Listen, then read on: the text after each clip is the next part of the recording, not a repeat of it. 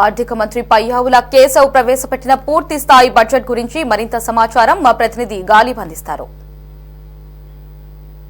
2025-26 వార్షిక బడ్జెట్ను అసెంబ్లీలో ప్రవేశపెట్టింది. కూటమి ప్రభుత్వం తొలిసారి పూర్తి స్థాయి బడ్జెట్ను ప్రవేశపెట్టడంతో ఎటువంటి శాఖలకు బడ్జెట్ కేటాయింపులు ఉండబోతున్నాయి. ప్రధానంగా సూపర్ 6 సంబంధించి ఎంతవరకు ఈసారి వార్షిక బడ్జెట్లోని బడ్జెట్ కేటాయిస్తారు. మరోపక్క అమరావతి రాజధాని పోలవరానికి సంబంధించి బడ్జెట్కి సంబంధించి నిధులు ఏ విధంగా ఉండబోతున్నాయి దానిపై కూడా పెద్ద ఎత్తున ప్రతి ఒక్కరూ ఆసక్తిగా ఎదురు చూస్తున్న నేపథ్యంలో రాష్ట్ర ప్రభుత్వం అసెంబ్లీలో అట్లాగే మండలిలోని వార్షిక బడ్జెట్ను ప్రవేశపెట్టింది. అసెంబ్లీలోని ఆర్థిక శాఖ మంత్రి పయ్యావుల కేశవ్ 2025-26 వార్షిక బడ్జెట్ను ప్రవేశపెట్టడం జరిగింది. దాదాపు 3,20,359 కోట్ల రూపాయల అంచనాతోని 25-26 వార్షిక బడ్జెట్ను అసెంబ్లీలో పయ్యావుల కేశవ్ ప్రవేశపెట్టారు. ప్రధానంగా ఆయా శాఖలకు సంబంధించిన కేటాయింపులు ఒకసారి మీకు వివరించే ప్రయత్నం చేస్తాను. వ్యవసాయ శాఖకి దాదాపు 48,000 కోట్ల రూపాయలను కేటాయించడం జరిగింది. ఇంకా పాఠశాల విద్యకు 31,806 కోట్ల రూపాయలను కూడా కేటాయించడం. ఈ శాఖ ప్రధానంగా చూసినట్టయితే ఈ శాఖకు సంబంధించి చూసినట్టయితే లోకేష్ ప్రాతినిధ్యం వహిస్తున్న శాఖ కావడంతో దాంతోపాటు ప్రాముఖ్యత గల శాఖ కావడంతో దాదాపు 31,000 కోట్ల రూపాయలను కూడా ఈ బడ్జెట్లోని కేటాయింపులు జరగడం జరిగింది. ఇంకా దాంతోపాటు ఆ తర్వాత మూడో శాఖగా చూసినట్టయితే బీసీ సంక్షేమ శాఖ 23,260 కోట్ల రూపాయలు కేటాయించడం జరిగింది. ఇంకా ఆ తర్వాత శాఖ చూసినట్టయితే వైద్య ఆరోగ్య శాఖకు 19,265 కోట్ల రూపాయలు రాష్ట్ర ప్రభుత్వం కేటాయించడం జరిగింది. ప్రధానంగా ఆంధ్రప్రదేశ్ రాష్ట్రంలోని ప్రభుత్వ ఆసుపత్రుల్లోని మౌలిక వసతులు పెంచడంతో పాటు మరోపక్క ఉచిత వైద్యం ఏదైతే ఉందో ఎన్టీఆర్ ట్రస్ట్ ద్వారా ఇప్పటికే ఎన్టీఆర్ వైద్యానికి సంబంధించి కూడా ప్రధానంగా ఈ కేటాయింపులు జరిగే అవకాశాలు కనపడుతున్నాయి. ఇంకా పంచాయతీ గ్రామీణాభివృద్ధి శాఖ, ఈ శాఖ ప్రధానంగా ఉప ముఖ్యమంత్రి ప్రాతినిధ్యం వహిస్తున్న శాఖ. ఇప్పటికే ఈ శాఖలోని పలు మార్పులను గత 8 నెలల్లోని విప్లవాత్మక మార్పులను పవన్ కళ్యాణ్ తీసుకొచ్చిన నేపథ్యంలోని ఈ శాఖకు సంబంధించి భారీగానే కేటాయింపులు ఇవ్వడం జరిగింది. 18,847 కోట్ల రూపాయల వరకు కూడా కేటాయింపులు పంచాయతీరాజ్ శాఖకు రాష్ట్ర ప్రభుత్వం ఇవ్వడం జరిగింది. ఇంకా జలవనరుల శాఖకు 20,000 కోట్ల రూపాయలను కూడా రాష్ట్ర ప్రభుత్వం కేటాయించడం జరిగింది. ప్రధానంగా చూసినట్టయితే జలవనరుల శాఖకు సంబంధించి చాలా ఫోకస్గా సీఎం చంద్రబాబు నాయుడు పనిచేస్తున్నారు. ఆంధ్రప్రదేశ్ రాష్ట్రంలోని గత 5 ఏళ్లలోనే పూర్తిగా ప్రాజెక్టులు ఏదైతుందో నీటిపారుదల ప్రాజెక్టును పూర్తిగా వదిలేసిన పరిస్థితి ఉన్న నేపథ్యంలోని తాజాగా కూటమి ప్రభుత్వం అధికారంలో వచ్చిన తర్వాత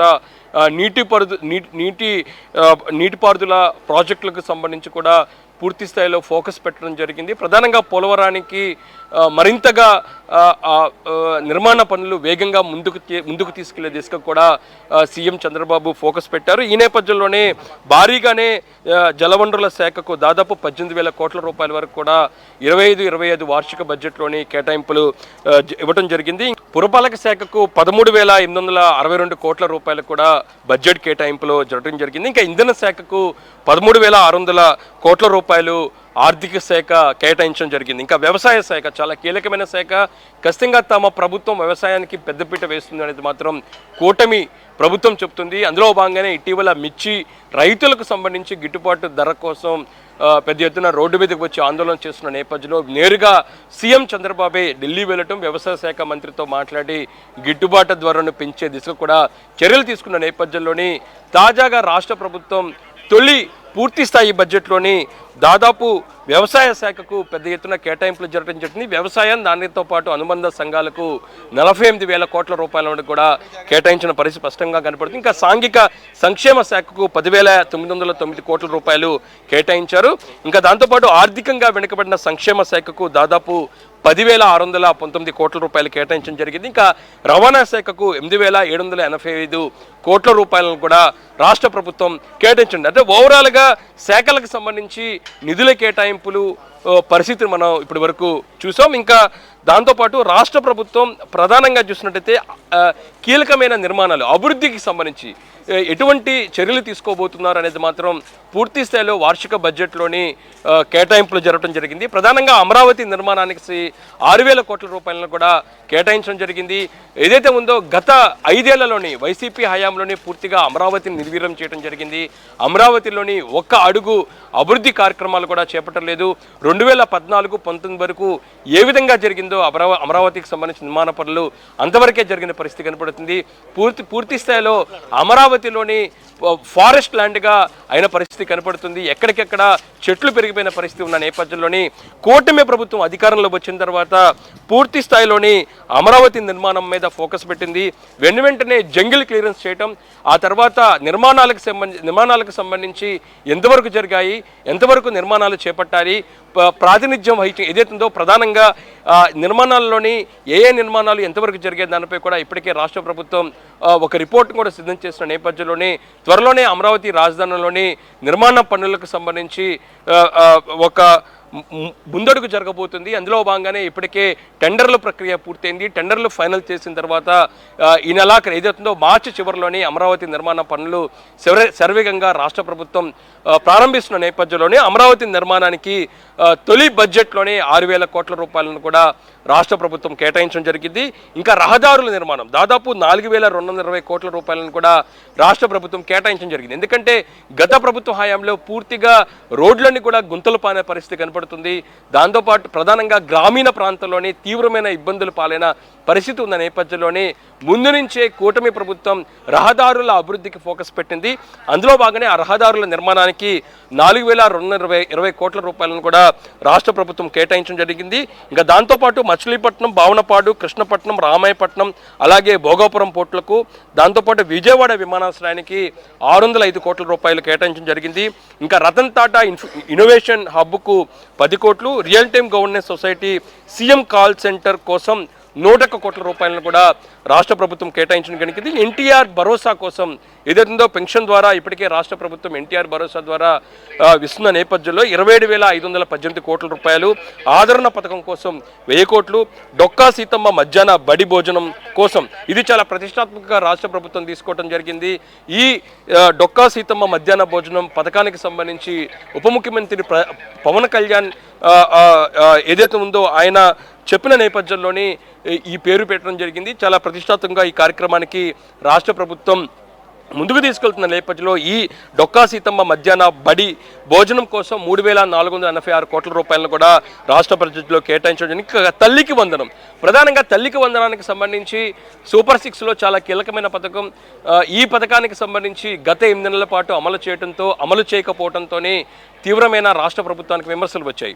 అయితే ముందు నుంచి కూడా రాష్ట్ర ప్రభుత్వం దాంతోపాటు విద్యాశాఖ మంత్రిగా ఉన్న నారా లోకేష్ వచ్చే విద్యా సంవత్సరం నుంచి కూడా ఖచ్చితంగా దీన్ని అమలు చేస్తామనేది కూడా స్పష్టం చేసిన నేపథ్యంలోని తొలి పూర్తి స్థాయి బడ్జెట్లోని తల్లికి వందనం కార్యక్రమానికి దాదాపు 9,407 కోట్ల రూపాయలను కూడా రాష్ట్ర ప్రభుత్వం కేటాయింపులు జరపడం జరిగింది.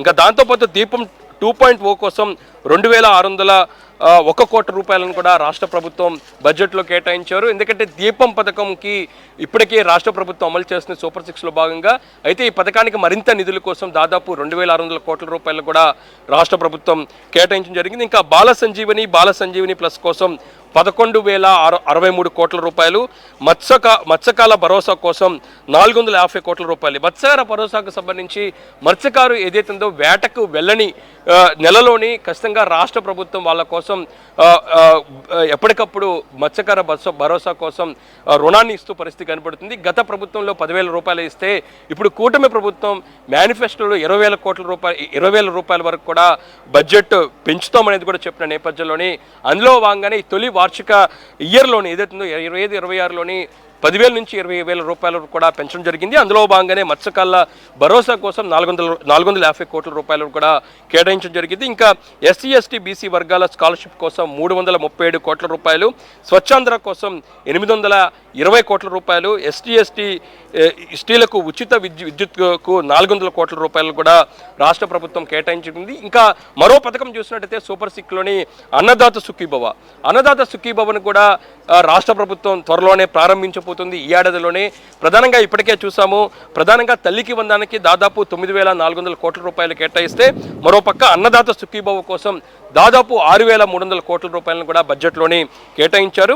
ఇంకా దాంతోపాటు అగ్రికల్చర్లో భాగంగా ప్రకృతి సేద్యాన్ని ప్రోత్సహించేందుకు 62 కోట్ల రూపాయలు, ధరల స్థిరీకరణ నిధి కోసం 300 కోట్ల రూపాయలు, హంద్రీనివా, ఉత్తరాంధ్ర, సృజన స్రవంతి, గోదావరి డెల్టా, కృష్ణా డెల్టా ప్రాజెక్టులకు 11,314 కోట్ల రూపాయలను కూడా కేటాయించడం జరిగింది. ఇంకా పోలవరం ప్రాజెక్ట్ చాలా కీలకమైన ప్రాజెక్టు, చాలా ప్రతిష్టాత్మకంగా సీఎం చంద్రబాబు తీసుకున్నారు. ఖచ్చితంగా 2027 లక్ష్యంగా పూర్తి చేసే దిశగా కూడా పోలవరం ప్రాజెక్ట్ నిర్మాణ పనులను సీఎం చంద్రబాబు పరుగులు పెట్టిస్తున్న నేపథ్యంలోని పోలవరం ప్రాజెక్టుకి 6,705 కోట్ల రూపాయలను కూడా వార్షిక బడ్జెట్లోని ఆర్థిక శాఖ కేటాయించడం జరిగింది. ఇంకా జల్ జీవన్ మిషన్ కోసం 2,800 కోట్లు, రాష్ట్రీయ కృషి వికాస్ యోజన కోసం 600 కోట్ల రూపాయలను కూడా కేటాయించారు. ఓవరాల్గా ఆయా శాఖలకు సంబంధించిన కేటాయింపులు ఈ విధంగా ఉన్నాయి. దాంతోపాటు సూపర్ 6 కింద త్వరలో అమలు చేసే సూపర్ 6 పథకాలకు కేటాయింపులు, గతంలో అమలు చేస్తున్న పథకాలకు సంబంధించిన కేటాయింపులు మాత్రం ఓవరాల్గా రాష్ట్ర ప్రభుత్వం ఇవ్వడం జరిగింది. ప్రధానంగా సూపర్ 6లోని తల్లికి వందనం, అన్నదాత సుఖీభవ కార్యక్రమాలకు భారీ ఎత్తున నిధులు కేటాయించారు. అమరావతికి గతంలో ఎప్పుడూ లేని విధంగా గత 5 సంవత్సరాలు ₹1 కూడా కేటాయించిన నేపథ్యంలోని తొలి బడ్జెట్లోనే 6,000 కోట్ల రూపాయలను రాష్ట్ర ప్రభుత్వం 2025-26 వార్షిక బడ్జెట్లోని భారీగా కేటాయింపులు ఇవ్వటం జరిగింది.